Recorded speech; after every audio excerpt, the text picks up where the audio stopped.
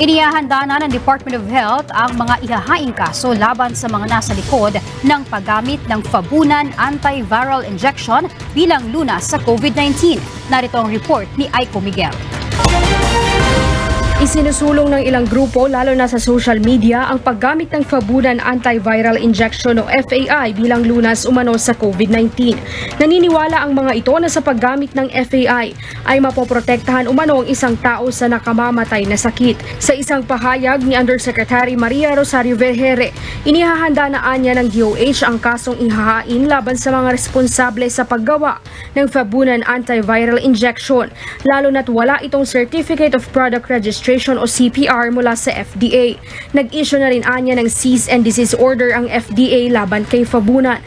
Ayon pa kay Undersecretary Vergere, pinag-aaralan din anya ng kagawaran ng ilan pang kaso laban kay Fabunan lalo na't hindi rehistrado ang naturang FAI. Ito'y matapos makita ang social media post kaugnay ng pagbabakuna gamit ang FAI sa mga taga-Zambales na nagkakahalaga ng 3,000 pesos. Makikita rin sa social media post na may mga batang binakunahan din gamit ang FAI.